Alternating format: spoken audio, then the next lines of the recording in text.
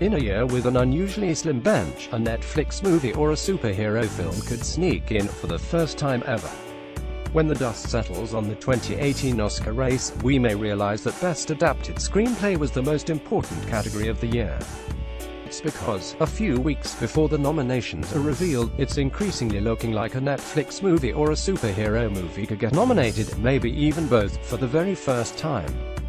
In what seems to be a coincidence, virtually every one of 2018's major theoretical Oscar contenders has an original screenplay. 10 of the 12 films with the highest Best Picture odds, according to Gold Derby, as of this writing.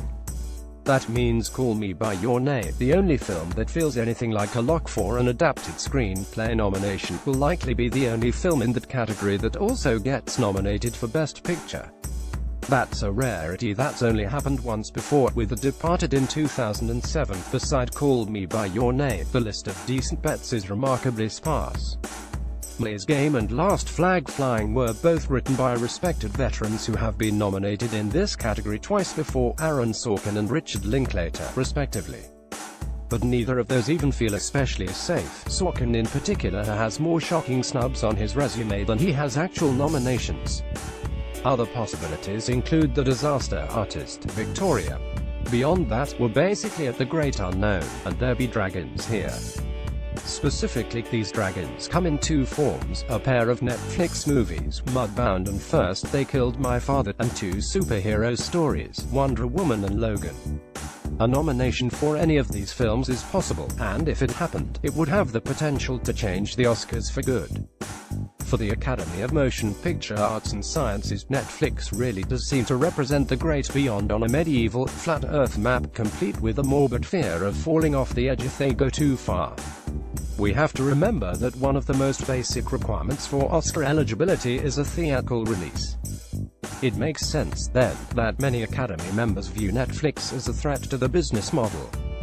The streaming service obeys Oscar rules literally, but not in spirit. Netflix occasionally opens its movies in a small number of theaters, on the same day they're available to stream, for the explicit sake of attaining Oscar eligibility. The Academy has basically responded to this practice by giving Netflix the side eye. Though the streaming service has accumulated 7 total nominations, all have been for documentaries, films that for years have been dependent on non-theatrical distribution. That's not due to a lack of quality choices. For 2015's Beasts of No Nation, Idris Elba was nominated for the Supporting Actor BAFTA Award and Golden Globe, and he won the Supporting Actor Independent Spirit Award and SAG Award.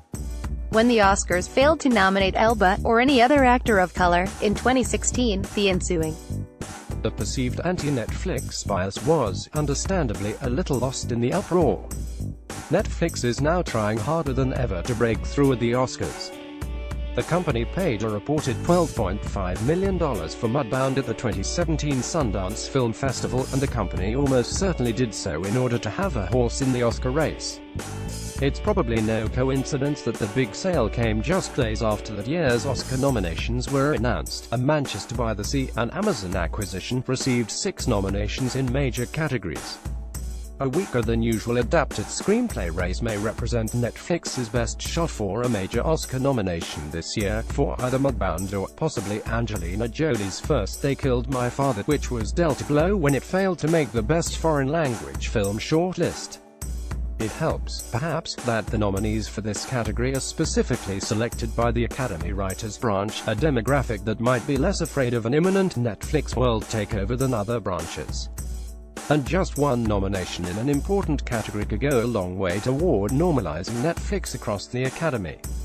As for superhero films, these cash cows aren't as clearly and openly maligned by the Academy as Netflix films, and they routinely show up in below-the-line Oscar categories like visual effects and makeup, hairstyling.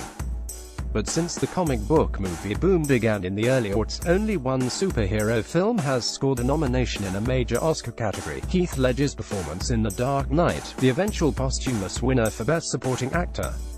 The lack of nominations for great superhero films has inspired frequent backlash. Former Academy President Sid Garnies essentially told The Hollywood Reporter's Scott Feinberg in November that The Dark Knight's failure to receive a Best Picture nod was a major reason why the Oscars subsequently expanded the Best Picture category to 10 movies. Still, no superhero film has managed to contend for a major Oscar since Ledger's win. Whether any post-Dark Knight superhero movie actually deserved a major Oscar nomination is debatable. But maybe adapted screenplay is the perfect place for one to break through. After all, distilling more than 5 decades worth of a character's comic history to capture the core essence into one coherent movie doesn't seem easy. And though Oscar ratings seem to be decreasing every year, recognizing hugely populist films in marquee categories could be a way of righting the ship. It seems unlikely that both a Netflix movie and a proudly commercial superhero film will be up for adapted screenplay Oscars. But it's very possible that one or the other will end up cited in the category, and guessing which will make it in is a little bit like speculating what the NFL would do if it were forced to give an award to either Colin Kaepernick or Bennet Omalu, the Nigerian doctor who discovered the traumatic brain effects of concussions. If this year's adapted screenplay race ends up finding a slot for Mudbound First They Killed My Father but not Wonder Woman or Logan, or vice versa, the nominations may finally reveal what the Oscars are truly more afraid of: Netflix or superhero franchises.